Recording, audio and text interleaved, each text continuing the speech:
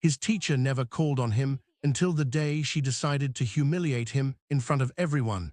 But when he started playing, the look on her face said it all. She never saw it coming. Malik Johnson sat near the far window, gently tapping the end of his pencil against the corner of his notebook, not out of nervousness, but out of habit. Something his grandma always told him made people think he was distracted, but it helped him concentrate. The classroom at Roosevelt Middle School in Memphis, Tennessee, buzzed with low conversations as students waited for the bell, but Malik kept his eyes on the assignment sheet in front of him. He liked being ahead. At the front of the room, Miss Rachel Langford flipped through her lesson plans. She'd been teaching 6th grade longer than most students had been alive and had a reputation for being firm but supposedly fair, though only the kids she liked really believed that. Malik had never made her list. It wasn't blatant. She didn't yell or say cruel things. She just acted like he wasn't there. When he raised his hand, it almost never got noticed. When he gave the right answer, she brushed past it. When he made a rare mistake, she paused long enough for the whole class to notice. Malik caught on, so did a few kids around him. "Man, she looks right through you," muttered Jordan Ellis, his seat partner one morning. "You got that ghost mode on or what?" Malik had only chuckled and kept writing. "Maybe I do, but today felt different." Miss Langford kept glancing his way, not with her usual disinterest, but with something that felt like she was waiting for something. The lessons started out normal, this time covering a section on Reconstruction after the Civil War. Malik scribbled notes in the margins, expecting to be ignored again. Then she broke the routine. "Malik," she called out, her tone crisp and clear. "Can you handle this one?" Heads turned. Malik looked up. She had never picked him before. He sat up, read the slide, and responded. Sherman's march was designed to destroy supply lines and crush Southern morale. She paused. "Correct." She didn't say much more, but something had shifted. Jordan gave him a curious glance. Nothing else unusual happened until the final bell. As students began zipping up backpacks and filing out, Miss Langford spoke again. "Malik, stay for a second." A few kids slowed down, pretending to fumble with their folders to eavesdrop. Malik packed up slowly, walking up to her desk. She folded her hands almost too neatly. "I heard you talking last week," she began, "about your grandfather." Malik raised an eyebrow. "Yeah, what about him? You mentioned he played music." There was something careful and tight in her smile. "You said piano, right?" "Yeah, jazz, since forever." She gave a tiny nod, something like amusement flickering in her eyes. "So it runs in the family." He stayed quiet. "You ever try it yourself?" "A bit." "Good," she said, tone light, but with something underneath. "Tomorrow I want you to show us." He blinked. "What?" She nodded toward the old upright piano in the back corner, covered in dust and faded stickers. "That one, play something for the class." He stared at her, unsure what kind of game this was. By the door, a few kids paused, watching. "Why?" he asked, her head tilted slightly, like the question itself was amusing. "Why not? You said you learned from your grandfather. Let's see what you've got." Elijah knew that tone. It wasn't curiosity. It wasn't encouragement. It was a setup, but he wasn't about to back down. Malik recognized that tone too well. It wasn't interest. It wasn't support. It was a quiet dare wrapped in fake politeness. He wasn't planning to give her the satisfaction. That night, sleep never came. He stared at the ceiling in the dark, going over every word Miss Langford had said over and over, like a loop he couldn't shut off. This wasn't an invitation. It was a trap. She wanted him to falter, to confirm whatever bias she had already built about who he was and what he couldn't do. But what she didn't realize was that the story she thought she knew only scratched the surface. When Malik stepped into the classroom the next morning, the air felt thicker. Word had gotten around. He could feel it in the way the conversations dipped when he passed. "You really gonna play today?" asked Xavier Boyd, smirking from across the room, his voice just loud enough. Malik didn't respond. "Piano genius," Jordan mumbled next to him. "Guess there's a lot people don't know," Malik replied quietly, eyes locked on the blank page in front of him. Miss Langford walked in with her usual stiff energy, placing her folder on the desk like it was a grand performance. She barely acknowledged the class before beginning the lesson, though her gaze flicked toward Malik more than once. The first part of the morning crawled by. He couldn't recall a single sentence she said. All he could think about was that piano, those chipped keys, and what would happen when she finally called his name. And then, right before second bell, she closed her book slowly and glanced at the clock. "Looks like we have a few minutes," she said too casually. "Malik, the floor is yours." Instantly, the energy shifted. Backpacks stopped zipping, conversations froze. He didn't move right away. He could feel the room tilting in his direction, every stare like a spotlight, but his heart wasn't racing. It beat calm and measured. Then he stood. A few kids chuckled under their breath, expecting a disaster, probably hoping for one.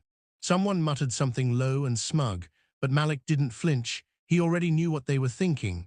Miss Langford folded her hands. "Play whatever you feel comfortable with."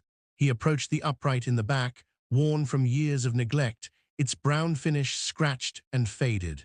He pressed a key lightly flat. The piano wasn't in great shape. That didn't matter. He sat, adjusted the bench slightly, and rested his hands on the keys. The soundboard was dry, the hammers probably stiff, but it would do. Behind him, the class fell silent. Not a whisper, not a shuffle. Even Miss Langford, who always carried herself like she had the answer to every question, leaned back just a little. Malik inhaled. He wasn't doing this to impress anyone anymore. He was doing it for someone who believed in him long before anyone else did. And then he played. The opening chords floated into the room, slow and low, a blues riff built from memory, something his grandfather used to play while smoking on the porch during long Mississippi evenings. Malik's fingers moved with quiet precision, blending rhythm with soul, his left hand steady as a clock, while his right sketched out a melody that seemed to reach beyond the room. The smirks vanished. Even the kids who normally joked through everything leaned in. No one had expected this. Miss Langford's expression cracked just slightly, less control, more surprise. She hadn't planned for this. Malik didn't stop to study their faces. He played on, eyes half closed, locked into the sound, into the feeling, into every lesson his grandfather ever passed down. He wasn't just hitting notes. He was telling a story, one chord at a time. Then, right when they thought they had figured him out, he pushed further. He slipped into a more complex pattern, a run his grandfather made him practice for weeks until it stopped being a struggle and became second nature, something that now poured from his hands without hesitation. A deep, rolling bass line pulsed beneath a soaring melody, notes colliding and resolving in perfect harmony. The longer he played, the heavier the silence became. Each chord Malik struck seemed to anchor the room tighter, the air thick with something no one could name, but everyone could feel. There wasn't a sound, just music that wrapped itself around every corner of the classroom like it had always belonged there. Even the usual chatterboxes fell quiet. Jordan, usually all jokes, leaned forward, jaw slack. Xavier, who tossed out a smug comment earlier, sat with his arms folded, no longer looking so confident. Some students exchanged glances, expressions shifting from surprise to something closer to awe. And then the moment peaked. Malik's hands crashed into the final section with purpose, layering chords that boomed with truth. He pushed the run, pouring into the keys everything he had never been allowed to say, and then it stopped. The last note rang like a memory hanging in the still air.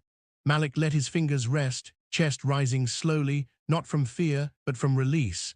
Nobody moved, not a single desk creaked, not a single cough or shuffle. Then one clap broke through, from the back, then another, and within seconds, the entire class was applauding.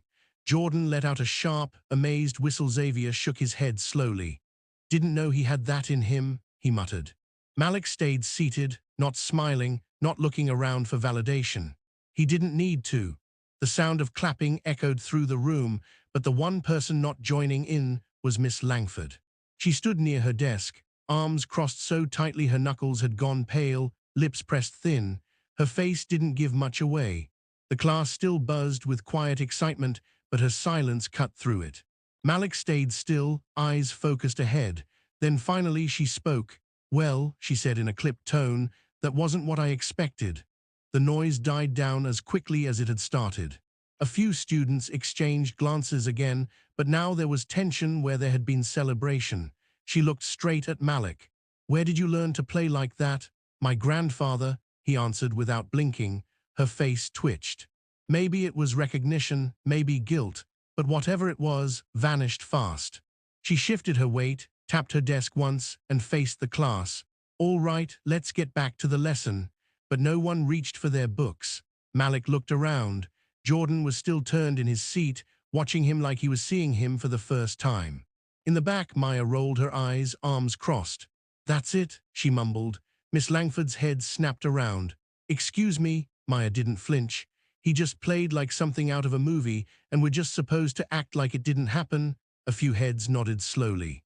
Miss Langford's jaw tightened. This is a classroom, not a performance hall. Malik sat taller. You didn't think I could play, he said quietly, firmly. Her eyes snapped to his again, narrowing. That's why you picked me. You wanted me to fail. The room filled with low murmurs. Students weren't laughing anymore. They were listening. Miss Thornton's fingers curled slightly against the edge of her desk. Her voice dropped an octave. That's enough, Malik. But he didn't flinch. You wouldn't have asked Jordan to play, he said, motioning toward his friend, or Maya or Xavier. You picked me because you expected me to fail. The entire classroom held still, like the air had gone thick. Miss Langford's jaw shifted ever so slightly. You're crossing a line, she warned. I don't think I am, Malik replied, calm but firm. She straightened her back, eyes narrowing. Sit down. But for the first time all semester, he didn't. He turned, slowly scanning the faces around him. The classmates who used to pretend he wasn't there, who snickered when he spoke, who assumed they already knew who he was, and now they weren't so sure. One breath, then another, and he made his way back to his seat. Every step felt like it echoed. He sat down steady, while Tyler gave him a subtle nod, the kind that says, I see you. Maya hadn't looked away from Miss Langford, arms folded, waiting, but Miss Langford had already looked down again, pretending to review her lesson notes. Let's move on, she said flatly, but the room didn't reset the way she expected. It hung there, charged. Whispers stirred. The moment had cracked something, and no amount of page-turning could cover it up. Then Xavier leaned back, arms crossed. Weird how we're just pretending nothing happened, he said. Miss Langford's head jerked up. Excuse me, you made him perform like it was some big deal, Xavier replied, but now you won't even talk about it. A few students murmured agreement. Her grip on her book tightened. That's enough. But her control had thinned. It was there barely, but fragile, like glass under pressure. The rest of class dragged. Students watched the clock more than the board. When the bell finally rang, the room burst into motion, backpacks slung, chairs scraped, voices hushed but fast.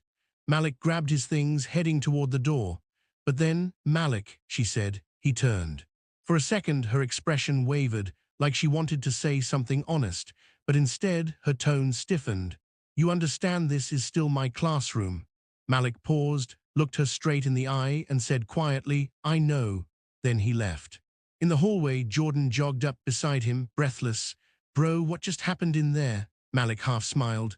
No idea. Jordan laughed, bumping his shoulder. You gonna play again or what? Malik thought of the piano, the weight of the music, the silence that followed. He nodded. Yeah, I think I will. Because today, for the first time, he hadn't just played. He had made them all listen. As he walked home down Ashford Lane, shadows stretching behind him in the gold of late afternoon, he felt something new. Like the air itself was lighter. And maybe so was he. The weight he had been carrying since yesterday, the tension, the doubt was gone. As he walked through his neighborhood, the air felt different, lighter, easier to breathe. He stopped by the corner store like he always did, and Mr. Henson, the owner with silver hair and tired eyes, looked at him with a little grin. You've got that look like something big just happened. Elijah paused before nodding. Maybe it did. By the time he got home, the smell of crispy catfish and warm cornbread floated through the air. His mom stood at the stove, humming as she flipped the last piece in the pan. You're late, she said without turning. Elijah set his backpack by the wall and dropped into the chair at the kitchen table. Yeah, it was a long one. She glanced back. Long good or long bad? He thought about how the class had gone quiet, how the music had filled every corner of the room, how Miss Thornton's stare had cracked for just a second, and how the others finally looked at him like he wasn't invisible. Good, he said after a pause. Real good.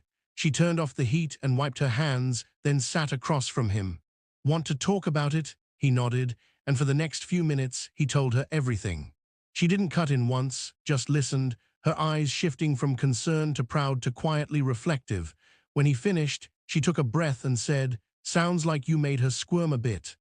"I think I did," he admitted. She studied him. "And how does that sit with you?"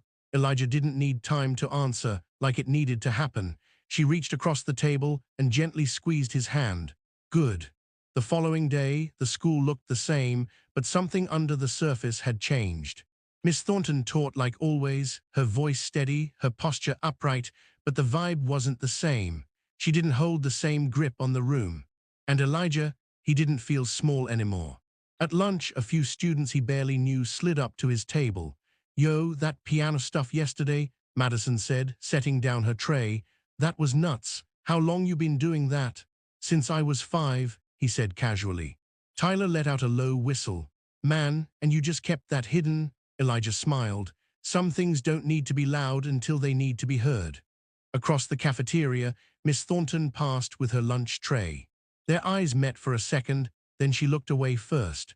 Elijah just kept eating. He didn't need to say anything more. Some lessons don't come from textbooks.